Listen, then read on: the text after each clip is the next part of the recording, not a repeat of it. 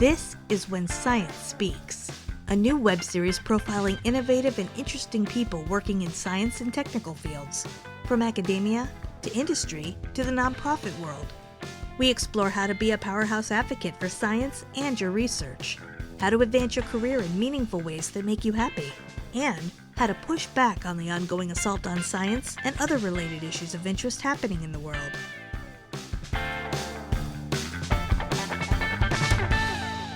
Well, hey everyone, it's Mark Bayer, and you are tuned to When Science Speaks. This episode of the show is sponsored by the One for the Week newsletter. One for the Week is a free weekly newsletter sent Sundays to over 1,000 subscribers. It delivers to your inbox one resource related to presentation skills, writing, persuasion, or stakeholder management that you can apply right away to boost your effectiveness on campus, in the corridors of power when talking to policymakers, and across the corporate landscape. Interested in getting free insights in your inbox that help you achieve without the overwhelm? Go to onefortheweek.com to join more than 1,000 One for the Week subscribers. It is so great to welcome Dr. Aditya Mahara to the show today. Aditya is currently a senior product manager in the health tech space. His passion for healthcare and technology spans more than a decade, starting when he did his PhD in biomedical engineering at Dartmouth College. Since then, Aditya has worked in med device and pharma in various product management roles. He lives in New York with his wife and 2-year-old son, and is a big fan of Liverpool FC and EPL, which is the British Football League. I want to start by asking you, Aditya, you came to the U.S. from Nepal after high school. What was that transition like for you? And did the experience help you at all in your own transition beyond academia, for example? Yeah. So first of all, thanks for having me, Mark. I think the first show that I noticed of your podcast was with Ricky Patel, who is a common friend of ours. And yeah, really good to be here. So yeah, I'm excited to get going. In regards to the question, yes, I was born and raised in Nepal, and I still consider myself Nepali. I'm also American now, but I consider myself Nepali first, then an American. And I transitioned to the US for undergrad right after my high school, and then I have been here through my graduate school and through work. I've had a couple of transitions. One is to the first kind of student life in the US. There was a whole different experience, and then again to industry. I think I can draw a lot of parallels in both experiences, and also see many people, not just in academic, but in general, going through life transitions. And I think there's some relatable nuggets in both my transitions. Yeah, so true. And I'm wondering, as you mentioned them, if you've noticed any common elements as far as things that may be very broadly applicable, whether you're moving across the country, you are going to different roles, and they can be in very different parts of the United States. For example, we have a lot of people who are coming into the US, like you did, to do their studies. So you have folks who are making the transition from abroad to the US.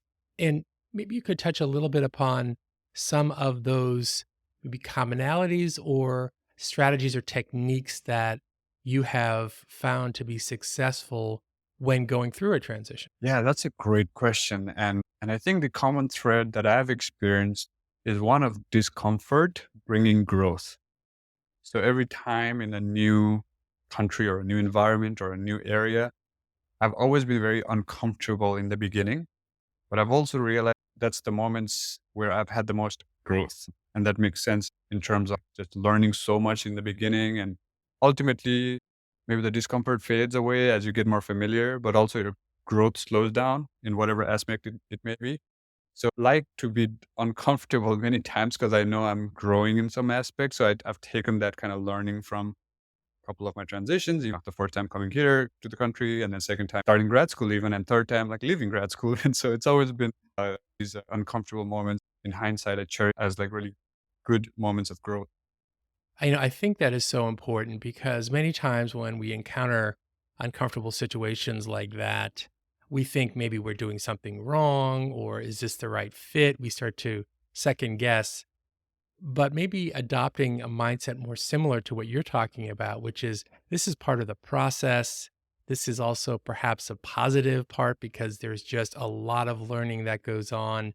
If everything was smooth and easy, then maybe you are not aiming high enough. I don't, there are things to mitigate this discomfort, but as you're saying, embrace it to an extent too, and just understand that this signals growth and learning opportunities and not knowing everything right away is totally realistic, of course. You're not going to know everything right away. And also, that means, well, we're going to learn new things. And that touches on the growth that you just mentioned. So thanks for highlighting that. As I mentioned in the intro, Aditya, your academic training is in biomedical engineering, your professional experience and your passion is in healthcare and health tech. Can you tell me about maybe a defining moment, if there was one, or an experience that led you to pursue science? Yeah, if I go way back to high school, and some of my family context is relevant, I think, in this regard. So my father is a clinician, and there was some unset expectations of me also pursuing medicine. My father and mother never forced me, but I think it's pretty common in Nepal and other cultures where like doctor is like, oh, that's the profession. The reason I bring it up is because like there was some pressure to like pursue biology and chemistry and like medicine, but I shied away from it just because I didn't want to be put in a box even before I got to pursue what I really wanted. So in the attempt of navigating away from a path that was felt like I was being forced to, I actually picked up maths and physics, and I really loved it. And that's when my love for physics started in undergrad, and then I pursued that in my undergrad as my major. That's when my kind of scientific, oh wow, physics is really cool, kind of realization started. And and after that, I pivoted to engineering for grad school because physics was beginning to be too abstract for me, and I wanted more real world application oriented discipline. So that's when it finally transitioned to the biomedical engineering. But if I go way back, that's where my kind of love for science started. I was actually going away from being tried forced into biology. Mhm. So I actually went to physics and then ended up loving it. Let me ask you a little bit about that experience, because I too took physics. This was my junior year of high school, and I had a certain experience, which I will tell you and share with listeners in a minute. Do you remember your teacher and how physics was taught? What about it interested you? Yes, I had some incredible professors at Rawlings College who taught physics, and they were big parts of my desire to want to pursue physics. But in general, just the kind of universal laws of the science that applied across cultures, right? Because it's the same physics being taught in Nepal, same physics being taught in America. It's like physics doesn't change, obviously. The applications of the science may change, but that was fascinating to me. No matter where you are in the world, laws of physics don't really change, and that was fascinating just as a concept. And the further I started digging into it, it just went so deep that there was no end to it, which was at some point overwhelming, but that also sparked an interest on me on why I wanted to pursue it. I really like that. And I hadn't really thought much about it as a unifier across the world. If you're on planet Earth, the same physical forces are at play here. Well, my physics class was in high school, my last course. And I remember one of the first days, the department head told us in the class, I know you're all applying to really fancy colleges. So I'm going to put a big fat C on your transcript as a result of this class. I was 16 at the time. I'd never heard a teacher actually say that. It was so demotivating and terrible. And there were a variety of reasons why I didn't pursue science further, although I did take AP Bio the next year and loved it. Had a wonderful teacher, and Mrs. Gorfine was my teacher. She was great. But the impact of teachers, as we know, can be so huge. Parents and norms like that impact and influence how we think about what we want to do. Any kind of surprising or unexpected detours or opportunities that you would say help shape your career trajectory? So there were a couple. So first is more academic and second is more business. So from the academic sense, that kind of physics training set me up nicely for engineering. And like my academic career evolved organically. I didn't really have a plan that I was going to go become a biomedical engineer. So I didn't really plan this out, but the physics foundation was perfect for engineering degree and how to apply Mhm. things. So that was an unexpected benefit of my undergrad training. And similarly, when I left academia and went to industry, the scientific mindset was a great bonus to have in the pharma and the medical device world as well, because it's a very kind of scientifically rigorous environment where clinical trials are being run, where scientific integrity is really crucial to even business. So as I stepped more and more towards the business side as a product manager, having that scientific kind of training really helped me. And and in a way it was unplanned, but at the same time it was a big little bit of a detour because I may not necessarily have needed a PhD to become a product manager, because usually that's not the typical path. A lot of product managers I know do not have a PhD. I mean, there's few who do, obviously, but it was an unexpected detour to my ultimate goal of what I do today, which is product management. And nonetheless, I think it provides great training, and this scientific mindset is serving me even today. Yes, absolutely. I want to say because biomedical engineers have a special place in my heart. I'll tell you, over the course of 200 episodes of the podcast, I think we're closing in on almost 250 at this point. We're talking in August of 2023. During my work with scientists over these past 5 years, I found that biomedical engineers are disproportionately represented in the ranks of scientists who are also really strong communicators, particularly when it comes to communicating with others outside of their specialty or even science more broadly. And as a result, I've developed the hypothesis that maybe it's the interdisciplinary nature of biomedical engineering that contributes to this phenomenon. Of course, not a scientific conclusion. There's also perhaps a bit of self-selection into the field. But I'd love to get your take on that. Yeah. Now that you say that, I do know some biomedical engineers, actually many biomedical engineers are very strong communicators. That has also been my kind of empirical experience. I like your hypothesis. I also have a slightly different one myself, where I think it may be because it's a more applied field. So there's immediate tangential kind of business or more applied nature of the sciences that needs to have a communication component to it, if that makes sense. Sure.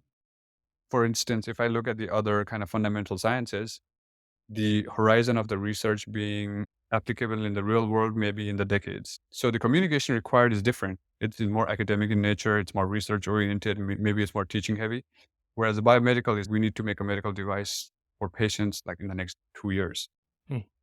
So then it's like, okay, then the stakeholders involved include regulators, doctors, patients, people in the business. So you have to communicate with them all to get it out. And so the research involved is significantly faster in biomedical in the time horizon. So maybe that's why. Not sure. It's just struck me that when you have all of these different players involved with very different interests and languages, professional experiences, professional terminology, in this case, the ability to translate among all these different groups to be able to move a product forward like that in short order, too, as you point out, we're talking about more compressed timeframes, could both maybe attract someone who's comfortable and enjoys communicating with different disciplines, and also help someone who's inside biomedical engineering to become a stronger communicator because they have to do this kind of translating or as a matter of course. Always interesting to talk to biomedical engineers, and of course the impacts that you have in terms of helping those who need your products and your devices is just inspiring. I want to ask you, Aditya, you're talking about communication, which of course one of the focuses of the show is, generally speaking, did you find during your own scientific training in academia, maybe not within biomedical engineering even, but this attitude that clear, relatable communication to general audiences is not that important as long as your colleagues understand you want to use the language and the terminology that or your cohort is using, this very kind of professional jargon language that everybody understands inside of the program, for example. Yeah, I think the communication is just a tool to serve the goal of wherever you are in academia or in industry. And I think in academia, at least from my experience, a lot of it is geared towards fundamental research and publications and teaching. So I think that becomes very niche and specific just by nature of the PhDs, right? Like you're an expert at one topic. When you're so niche down on a topic for your subspecialty, it is more difficult to be generally inclusive in terms of wider communication. Yes, there's applied natures of science, but usually because of the virtue of being an expert, you go so deep that I think it sometimes alienates the general public in most research topics. Now, on the other hand, outside of academia, what I've experienced is science is one part of the many things that needs to be operating in different teams. There's business, there's sales, there's marketing, science, and all have to work together. And in that aspect, it has to be more not so jargon driven or not so niche down to one particular issue or topic, that it has to be more generally applicable. Because once you're trying to sell, even let's say a scientific product, you still have to communicate to other stakeholders that have to understand it. And there's almost like a business push to make it more generalizable and consumable. Mhm. And I think the incentive structures are slightly different in these two worlds, and that leads to communication being geared one way or the other. Yeah. Yeah. Such a good point. Let me ask you, Aditya, as we wrap up, we're speaking today in October 2023. We're heading towards the fourth quarter of the year. And thinking back to the beginning of 2023, are you where you thought you'd be in any dimension you'd like to consider? It's only open ended. Just where did you think you'd be at this point in the year? And maybe projecting forward to next year, any goals that you'd like to share? Yeah, I think more or less, yes. I'm not one of those people who has a very specific like New Year resolution to plan Mhm. for the year, but I am intentional about my yearly kind of this is what I want to do. It's not very maybe quantitative, but I think of this in three dimensions. One is like family, one is my work, full-time work, and one is my like side project that I've been working on this year. So in all three senses, so I have a 2.5-year-old, so he's progressing really fast. Like he's like much taller, stronger, he screams a lot. My expectation of his growth this year is significantly faster than I thought. So it feels to me like he's growing really fast. So that's from that sense, I'm almost like ahead of schedule in 23 kind of expectations. In terms of my work, so I've been in a health tech company for the last almost 2 years now, and want to continue to pursue a competence as a product manager and a product leader. So that's on track. And as a side business, I've started helping other academics transition to industry. And I started writing on LinkedIn just 6 months ago, and that's definitely taken a form of its own, and it's developing into like a larger entity than I had imagined initially. Mm. That also speaks to the need of the industry needing, like in academia, perhaps needing help in industry transition. So in that sense, also, I was hoping to just write some and get some support material out by end of 23, and that's where I'm at as well. Wonderful. We'll definitely have a link to your profile. You're putting out great content, which is shown by all of the followers that you've gained and continue to get as you're adding such value, and there is that real need out there. So thank you for that, and looking forward to continuing to read your stuff into 2024 and beyond. So Aditya, thank you so much for being on the show. Aditya Mahara, it was wonderful having you here. Thanks for sharing your input, your viewpoints, and your perspectives, which are so valuable for our listeners. Thanks for so much for having me, Mark. Appreciate the time. And listeners, thanks for being here on this episode of When Science Speaks. And I hope you'll be back next time for the next episode of When Science Speaks. Thanks for listening. Be sure to click subscribe. Check us out on the web at whensciencespeaks.com, and we'll see you next time.